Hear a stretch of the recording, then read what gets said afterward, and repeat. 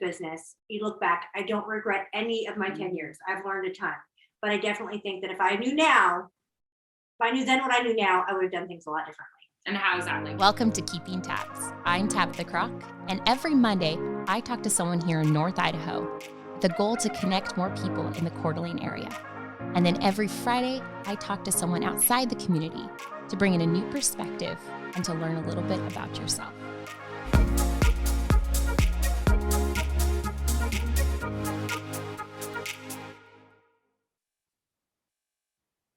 Do you love the Pacific Northwest as much as I do and want to show it off everywhere you go? I have the best apparel for you.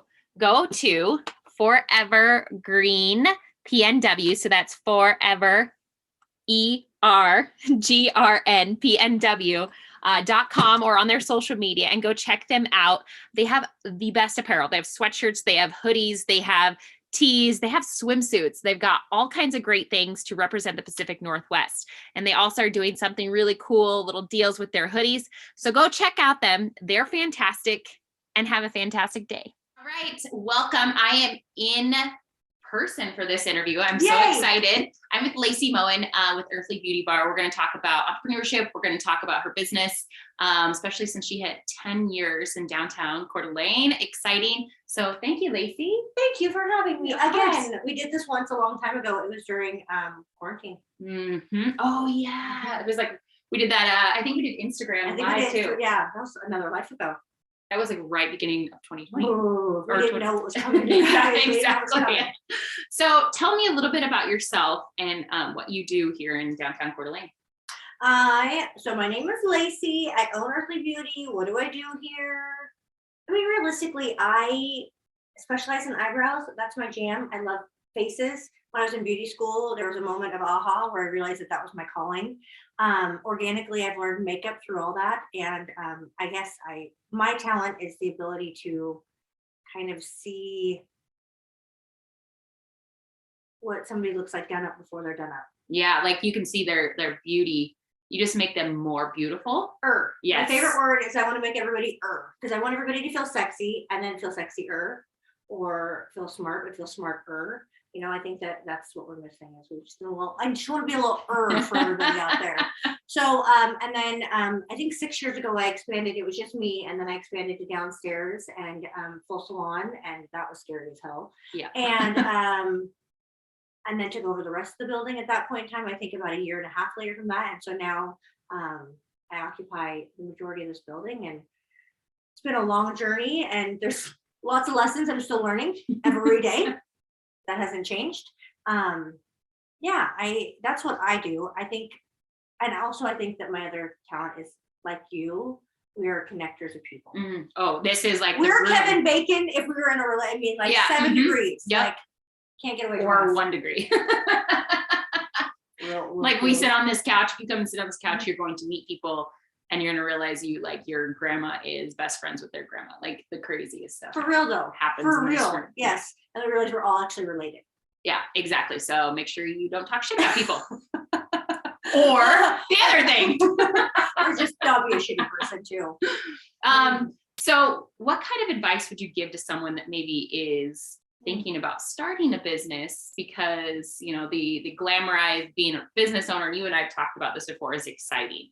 But kind of what advice would you give someone that's starting a business, whether it's salon, whether it's a small business, whether it's boutique? What kind of advice would you give someone? I don't think there's much. Honest to God, I think that when these kind of conversations happen, you're almost talking more to people who already have opened a business because they understand. You can't really tell anyone anything that's starting a business. There's no advice that they're going to hear. They do that. I know, and they don't know shit. So what it comes down to is I think if I were talking to somebody that's brand new who's going this industry, I would say be careful, you might get what you wish for. You know what I mean? And it's, you don't know what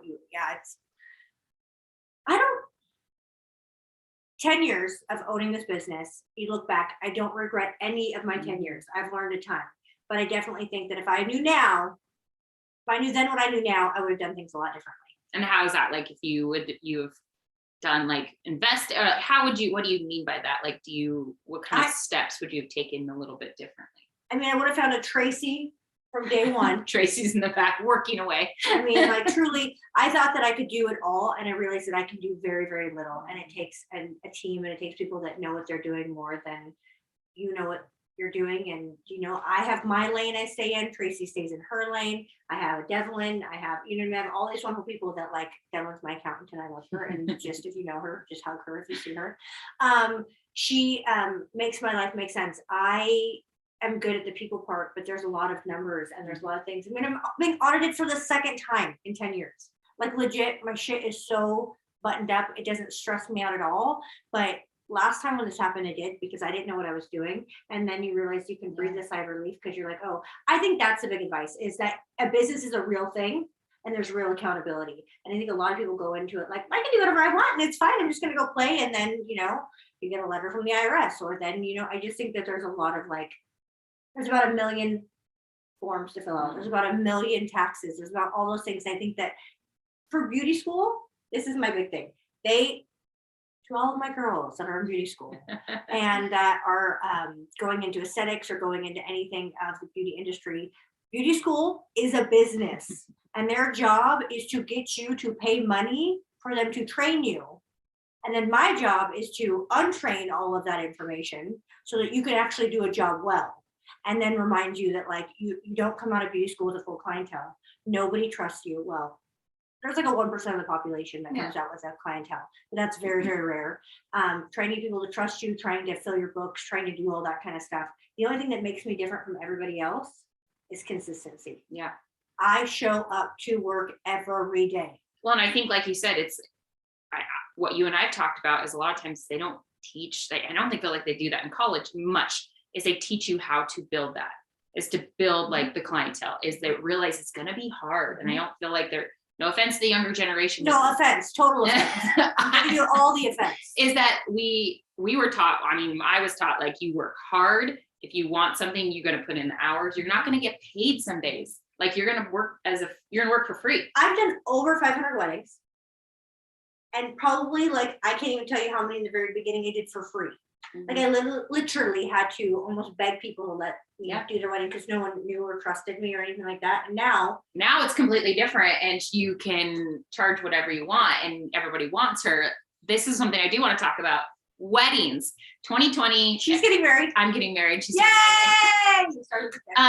So is that 2020, all these brides canceled their weddings because of COVID. And then 2021, it was weird.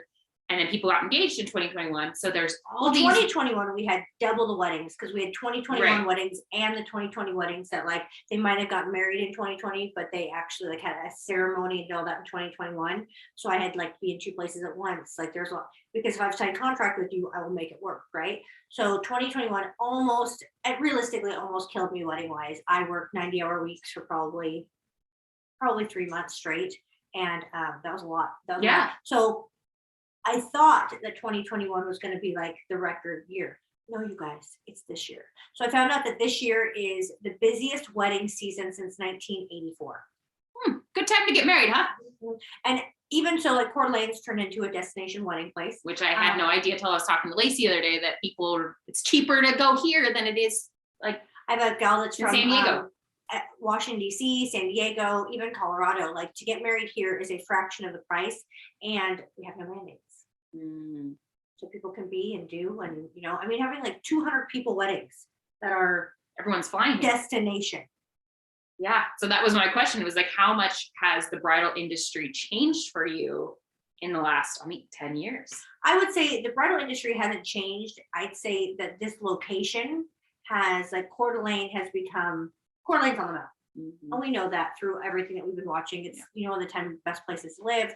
Our house prices have skyrocketed. It's we all have our frustrations with the growth, but also the good that came out of it is that we have all of these people here, and they're pouring money into Coeur d'Alene, and they're pouring money into our community, and we're eating because of it. So I would say the biggest change for weddings though is this truly is the amount this year. We probably hundreds of requests. And the supply, the demand, how would I say this? the demand can't keep up with, Right. with the supply. So trying to find good makeup artists, trying to find, good hairdressers, trying to find people who are willing to, who haven't been burnt out by last year to work is a challenge. So hi, if you're good at makeup and you show up and you want to get paid, call me and I'll hire you. But I think that's my biggest challenge. And also this year for me personally is realizing that like no is not a bad word. And that I can say Preach. and I can say thank you, but no thank you. And I can also choose who I want to work with as well as the extent of what time I can give. Yeah. Like I've given up bridal parties. And if I had a contract with you, that's great. But at the end of the day, it's about the bride. And I think we've forgotten about that. And you'll have that one bridesmaid. It might be you. If you don't know her, it's you. It's you. That causes me anxiety.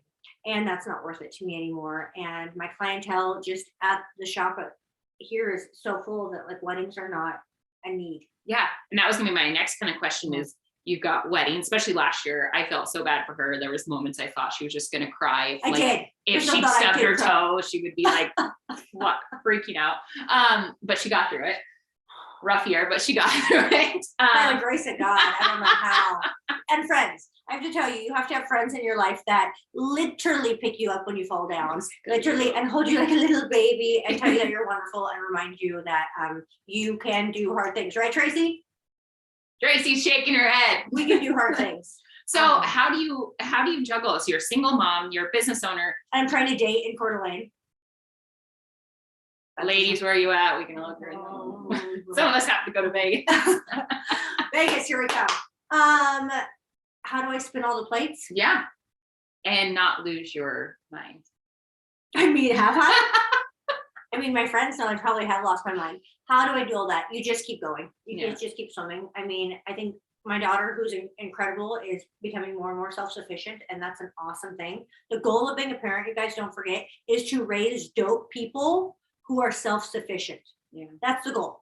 And I think we forget that, right? Mhm. Like I want to be able to push her out the nest and her be like, wee, and not like all the way down.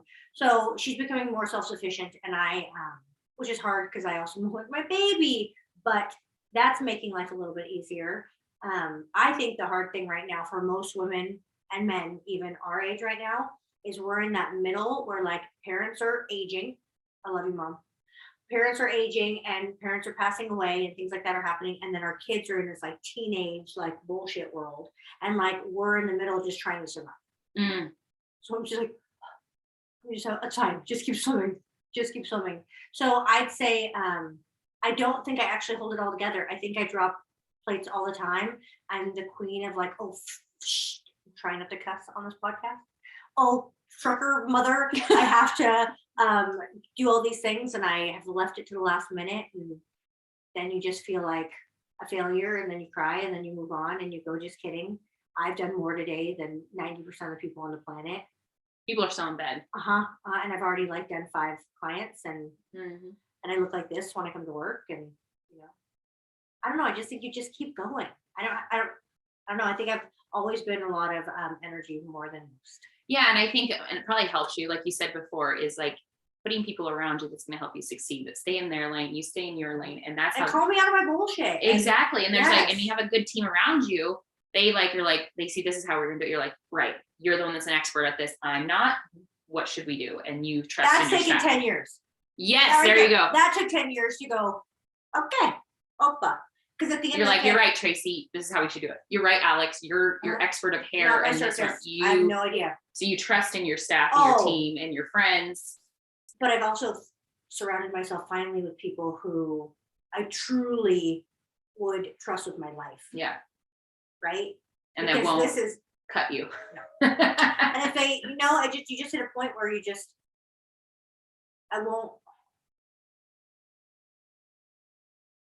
the what ifs don't matter anymore, because I know that I can bounce back from it.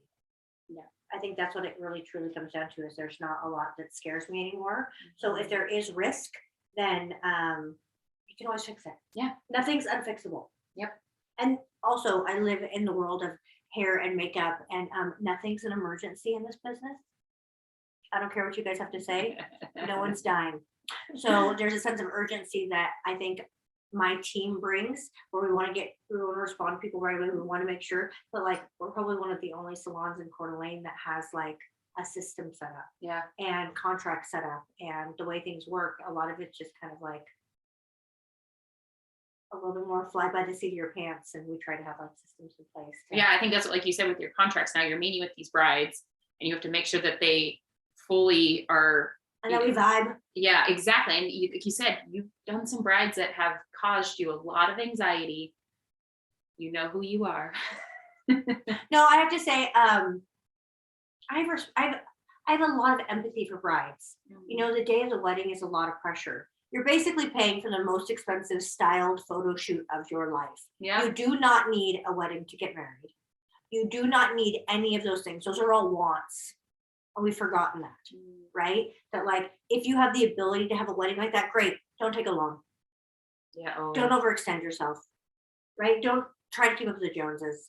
It's about a relationship and a marriage. And I think that that's the one thing that I like. So when I meet with my brides, like I vet them to find out like if it's more important that for them to look hot or to live happily ever after with their husband. Because I mean, we could do a boudoir shoot to make you hot. Like I care. I love and I love relationship and I love marriage and I love all those things. But this side of it is just, it's icing on the cake. Yeah. You don't need it. You can have a naked cake. I love some naked cake. I do like a naked cake. So another piece I want to talk to us is community. It's a very important piece. I like community. Yes. And so you do many different, you give back to Centennial Trail, you give back to the Community Cancer Fund by their event. One Woman in Shoes. Yes. And so, trees. so you really love that. I do. I've gotten smarter also Yeah. with that in my time. So like 10 years ago, I'd volunteer hours and hours and hours and days and do things like that and now my give back is different. Yeah. Which has been nice. But I'd say some of my favorite ones. I mean, real talk in this town, there's a lot of organizations that I stay the fuck away from, you know, like, and I think we don't talk about that enough. Like when you're supporting an organization, you should know where that money's been going. Exactly. You should know who you're supporting. You should know what's actually happening with it, because there's a lot in this town that say one thing and do another and do not actually support the message behind where they're at. And feel free, come into my shop. I'll tell you all about it. We'll put on the podcast because, you know, that would be, you know, I'll have some class with this. We'll one. keep poise in class. Yeah. Keep poise, yeah. So but for real though, I'm very, very particular about the community. I love Children's Village. I think that that's an amazing. I think Vanessa's done a great job with that particular organization, and Emily's there now. I think that there's some really, really cool ones out there. But I'm a firm believer that you should actually like start with like helping like your neighbor. Or like your friends and figure out if they have a need first and watch that trickle. I'd much rather help out a family in need and give them some money and help them with that than put it to and right. So I try to really watch and see who needs what, and then I help that way too. We were just talking about that of events too, is that it's kind of exciting to start seeing those. I got to get dressed up, you guys. I was waiting for that. So yeah, I felt like a Tinkerbell / a. Yeah, actually that was the first thought when you were standing next to the airplane at the top 30 under 40 Kootenai young professionals, and the green dress when you're standing by the airplane, I was like, she kind of looks like Tinker. That's what Katie sent me, and she was like, she sent me when you put emoji on there, and there's actually a redheaded fairy on there. Me. But no, I love events. I live for events. I have a lot of friends in this town that I don't get to see. We're friends online. We like stuff. We comment. We, you know, are hype girls from a distance, but I don't get to see them very often. Before this, I mean, top 30 under 40 2 years ago was at the Heck Center, and that was a wonderful event, but that was like the end. And then we had 2 years where it was like another virtual. I hate virtual. Well, because you're not getting dressed up. No matter if you say we're all going to get dressed up, you're not. You're sitting on your couch, maybe with a nice shirt on, but you're wearing sweatpants or leggings. No pants. Or no pants. Just kidding. Not kidding. No, she's not. I'm not. They're going to know those secrets. If I'm wearing pants now, you'll never know. You'll never know. I think that's funny. But I got to get dressed up, and then I got to do your event the day before. Yeah. Which was fantastic. For the Centennial Trail. And seeing all the people that you're friends with that you only see at these events, I crave time with them. Right. And I think that's also another thing is that you start to be like, oh, how can we help each other? You can email, And you forget there's other people in business. you're like, great, how can we partner together? How can we work together? Like, you're like, oh, the world's not around me. And you just realize that there's so many cool people doing such cool things out there. And then I gotta tell you, the cycle I run into is then I think I'm not doing enough. So I'm spinning a million plates and then I'm like, but I'm failing. I need to do more. I need to volunteer. I did decide that if I do give any more of my time to anything, I will. So my stepdad just passed away, and that was a long journey with health. But hospice changed my life. Hospice is amazing. Amazing. If anybody gets a chance and you want to like look into an organization, I mean, we all die. It's a 1-to-1 ratio. None of us are getting out of this alive. But to be able to meet people that have such a heart for helping with that exit, they're like little angels. I don't even think angels enough from a word for them. Yeah. And so my family we've lost a couple people and grandparents, and we watched them in hospice. And it was almost made it more beautiful in a way to like, they made them comfortable, made the family comfortable. Everyone is just understanding. So our family, I know, has donated multiple times to actually just donating like brand new sheets, brand new socks, things that you don't think of that's going to come out of their operating budget if we don't donate it. So yes, preach on the hospice. It changed my life, and I will volunteer with them and I will help and do whatever I can, because I feel like that's something that is, unless you've needed it, you don't really know that it's there or what you can do to help. And it was magic. Yeah. So back to you. Yeah. Okay, fine. Hospice, death. Lacey. Before we get like too sad and emotional. So 10 years in business. Freaking exciting. So weird. It's exciting. You're downtown Coeur d'Alene. You're in the heart of Coeur d'Alene. Same location. We're looking at the park and you can see the lake. The resort's right over here. There's people walking by all the time. I was here in this location before it was cool. Yeah, and when the park was destroyed, and when we had a ghetto parking lot, you had like the tennis courts that like if you did play tennis on it, you might break an ankle. Yeah, your ball would go wherever it want. You only use the dugouts to get high. Sorry, but you did. And now it's this beautiful, loved, amazing park. But like a year of construction and going through all that, I mean, it has been a roller coaster. And then COVID and all that, and man, it's been one hell of a journey. But I think what it comes down to again is like, when you do what you love, I don't advertise. I don't do any of that kind of stuff. If you do what you do well, people will talk about you and that spreads. But I also think that, consistency and being here and seeing, when you're a business owner, you have to be able to see beyond yourself. And I could see 10 years. My issue right now, and a lot of business owners can attest to this, like I'm 38, I'm not 12 anymore. I know way more than I should. And I know just enough to be dangerous, but not enough to know it all. Yeah. And so I had a vision for 10 years and now I don't have that next vision. Well, that was going to be my next question is, I don't know what I want to be when I grow up. So what is the next step for, I mean, what you talk you about? Guys, it's fans only. You can totally subscribe. It's going to be fine. Be a lot of feet pictures, but really I have no clue. Well, that was going to be is like, we can't say 10 years. 10 years is so unpredictable. But the next few years, I know you've talked about a lot of different things that you would like to do. Like, do you see somewhere else, like your business adding? Do you see it just maintaining, being happy? Or I don't know. Or personally for you, do you have any goals? I mean, are we going to run for city council again? Like, I will definitely, probably, most likely, maybe. Definitely, most likely, probably, maybe. I don't know. There's a chance. If you didn't know, she ran for city council 3 years ago. Right? 2 years ago. 2 years. Right before COVID. That's right. I got to tell you guys, I've never been so happy to not win an election in my life, because I don't know how I would have handled 2 years of city council with the COVID world. Oh, it's crazy. And I mean, those people, when you choose to go into politics, you are literally saying, beat me up and pay me no money. Right? Because half people are going to hate you, half people are going to love you. But the whole point for me, again, to city council is be a voice for the town. Yeah. That's all it is. Be a voice. Well, and I think it's so true. Which is, and get involved. If you're out there complaining, please get involved. And you're a sane person. I went to a city council meeting this week. And remember, they're live in their videos, so we can see when people.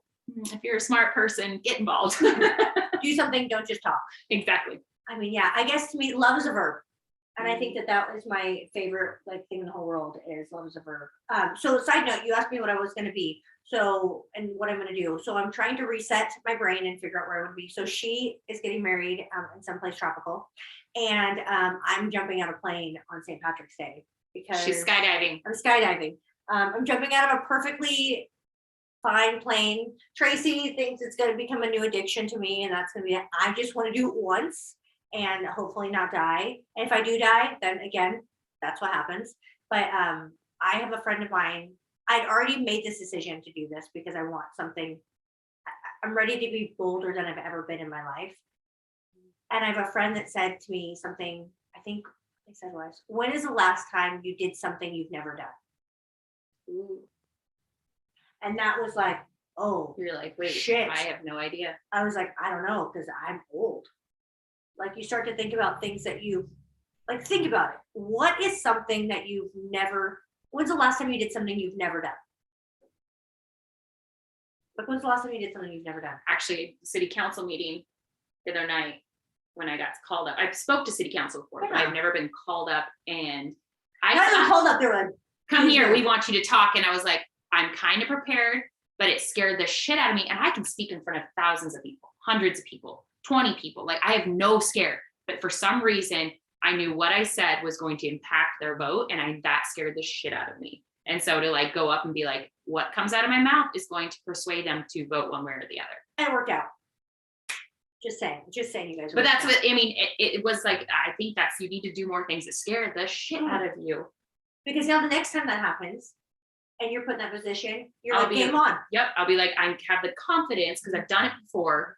And now I'm like, oh, okay. I can Right. take a deep breath this Right. time instead of be like, Just neck. yeah, I was like fired up. I agree. I think but the fact that you know that about yourself and know that that was something, you know what I mean? I have clients that I see every day, and when I ask that question, they go, I don't know. I don't know. Because we're just doing the same thing over and over in our lives. There's so many times where it's just like a loop.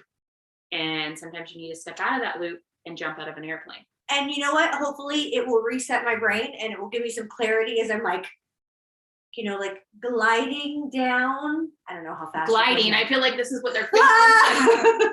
Hair and eyes. So I did have a friend say, put your hair in a ponytail. So it's not like. So I'm not like, as it like flying. Red I'm like, hair. yeah, I'm like, I'm gonna die. But that would look pretty good, like almost like a troll. Done. You need a little New like, bodysuit with a with jump, a gem. and then the hair up straight up. I'm just saying, like my little air plant. Mm-hmm. Okay, done. It's also St. Patrick's Day, so I might be in all green. Maybe I'm in, I don't know. I got some ideas though.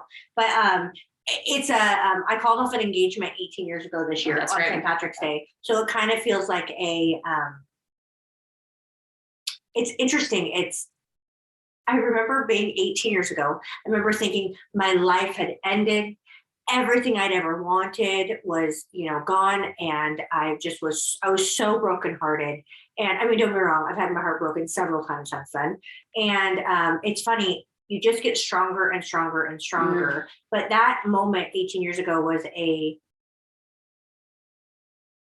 very pivotal point in my life where you had to make a choice of like, how hard do you fight for what you want? And how it was hard to call off a wedding. I can't even imagine. Right? It was hard to do that. It was hard to say, it was hard to know myself well enough to go, this is not what I want. And this is not what I need. And this is not the future and to be brave enough to like, invitations are already mailed out. Like I'm talking like and so that was a huge thing for me to do that. Don't get me wrong, everybody in my life fully supported me. But 18 years ago, I feel like it's time to like kind of feels like a freedom or a bit of like a graduation. But the fact that I blinked and 18 years went by, I thought, what better way to celebrate that than, jumping out of a perfectly good airplane. I'm excited. I can't wait to show you guys all that stuff and just prove to myself that I can do harder things than I even thought I could. Right. And those moments also like inspire you too. You're like, all right, I want to go do this. I want to finally do that. Maybe I'll become a skydive instructor. If you're listening right now, we're awkwardly looking at each other because we both know this is a lie. Never gonna happen. No, absolutely not. What do you think I should do when I grow up? Well, we've always talked about, I think you should do instructing. I think. So what does that mean though? I think that that's the problem that I get into is it's like you go into what is your demographic? Is it instructing just a wonderful just people Mhm. on how to do stuff, or do I go into the world of like students that want to go into this industry? Do I just feel like Yeah, I I mean, it's definitely like abroad. You could do, but I think even one-on-one, because you connect with one person, you're good at that. And you can be intimate with someone, and you can really. I'm really good at the intimate part. I can't say intimacy. Heaven forbid if I said penis. And I love everything about it. You're welcome, all of you. Oh. One thing that I think that everyone knows about me is that I do have a filter. I just think you guys realize how much I actually filter when like the words come out of my mouth. I have gotten so secure with who I am. Yeah. That good, bad, or ugly, I know, you know, I mean, we all have our own hangups and we all do things that we shouldn't do or things that we shouldn't say. And but I think that I say what everyone is thinking and just enough comedy. Just enough. Just enough that they think I might be joking, but they're not quite sure. But I'm authentic. And I think that that's, you know, a rare trait in business anymore. Yeah. Or like even now, like if anybody in my life, client, anything was like, show me your bank account. I'm like, okay. You know what I mean? Like I have no secrets. And I think that that's rare. It is. Because for at sure. the end of the day, like I believe in accountability and I believe in true transparency and everything. And I have integrity. And that's what I'm looking for in my life, is to have other people around me, like Tabitha, who have integrity and drive and ambition. And when you think about like educating other people, I think even when it comes to just putting on a face in the morning, like little things like that. I just, or owning a business or being successful, like if I can do it, so could anyone else. I think that's a great point. And like when you look good, you feel good, and it just goes up. Oh, totally. And also you have to dress like you want people to take you seriously too, you know? I know the days I wear my leggings and oversized t-shirts, it's the day I'm gonna be on the trail, or the day I'm gonna just be like chilling. But You always look so I'm cute, not gonna though. walk into a meeting with my No. my leggings and Don't go to interviews looking like you're rolling out of bed. she may have that experience. So my last question for you. Yes. It's been a crazy couple years. We keep talking about COVID. We keep talking about so much has changed even since you and I had that last interview. So much has changed. Yeah. And all So for the better. yes, great things are coming, and I can see it. I already have seen it. What kind of advice would you give to someone? And unfortunately, in this year, so we've only been in a month, and one of the highest suicide rates is right now. And people are struggling mentally, physically, emotionally, like even physically, whether it's like the health or whether it's just people not taking care of themselves. What kind of advice would you give to someone out there that's maybe just struggling right now? I mean, truly, at the end of the day, you're not alone. Like, I mean, you don't think that I struggle? You don't think I have moments where, like, I mean, I had some pretty traumatic stuff happen to me this year, and there's real talk. I wanted to die. Not that I would ever kill myself, but when something hurts so badly, you want that pain to stop. And I think what I have to also remind you, and what I remind me, is everything is temporary. That feeling is temporary. That emotion is temporary. That reality is temporary. You know, all of those things going into place. Give it a minute. It's going to get better. Oh, yeah. Right. And I think that if you're honest with people around you, and you surround yourself with people that truly love you, like I could say anything to Tabitha and she wouldn't judge me. Anything, and she would not judge me. Now, she might have a heart to heart with me afterwards because she's worried about something, but at the end of the day, like it's not a judgmental heart. And I think that we think that everyone is you look at social media, you look at the pressure that you have on a reel a day, and is this edited this way, and how do I look, and what is my niche, and what's going on, because we're being like everything's shifting from tangible to like that online completely now. And I think that we forget that although you take a great picture, you might have just gotten a fight with your kid, you might have just gotten a fight with your boyfriend, you might have just gotten a fight with your mom. Like there's all these things happening. Again, I don't share I don't know. The hard stuff. Like, And I struggle with that because I think, should I more? I think it's a very fine line. It's like the people that do. I don't want to be that great, girl. but it's also the other side. It's like, you are classy and you don't need to talk about when something bad happens at your business or someone screwed you over, or you go through that traumatic event, or, you know, you just gave that nice little beautiful post about your stepdad, but you didn't talk about how freaking hard it was. And 3 years prior, unless you were in my life, you didn't know you had no idea that he was falling and that he was hurt and that he was, you know, sick, and your mom's struggling. But then now you're dealing with a whole different part. People don't see that. No. They get to see the pretty face you doing these brides. You give just enough of your life for people to be like, oh, her life is perfect. It's not. So reminder. So when you're low and you're things like that, I mean, reach out to somebody, have a conversation. I would not have gotten through my last 6 months of my life without the humans in my life, like, period. Like, it takes a tribe, and I feel bad for the people that don't have the tribes, you know, or the people that can't see past whatever they're going through to see that there is somebody else that, and honest, this is kind of the thing that really gets me through most of it is I have legs. There's a lot of people out there in this world that do not have legs. Yeah. Like, I have to look at what I have versus not what I don't have versus what I don't have. Because if I really focused on, you know, the woes, I'd be in bed still. Yep. Right. And then I realized that, like, I'm actually doing pretty good. And sitting in bed is not fun. I don't know, right now it's calming in pretty hard. Well, when we've had a long day, we've been working a lot, that sounds great. But like, there's so, like, when you get energized by the people that sit in your chair, you get energized by the world. And so then you're like, oh, I'm actually making a difference. I'm actually contributing to this crazy. I almost bailed on the gala on Saturday. Yeah, we were I talking about legit almost bailed on it because I started at 9. Work is calling. I started at 9 and I worked back to back makeup until 5 o'clock. Where at that point in time, for weeks, I had to figure out what I was going to wear to this event, you know, and working, you know, full time and being a mom and all those things. Like, it's hard to find time to shop. So you're ordering things online, wishing a prayer, hoping that they fit, doing all that kind of stuff, ordering the nylons that suck you in and make you look like you're little, and the shoes that fit the outfit. Some men understand this, and women understand this more. most of them have their go-to suit Yeah. and they just put it on. It's the same thing every time. For us, it's different. But a lot of work went into that, just preparing for the actual event. And then when it came time for, like, Exhausted. well, and I didn't put on makeup because I knew I had it. So I mean, I literally took 20 minutes to run a straightener over my hair, smooth down my flyaways, throw a face on, throw my dress on, and I'm on the phone with my mom the whole time. And we're talking about, like, what I'm going to do at the event.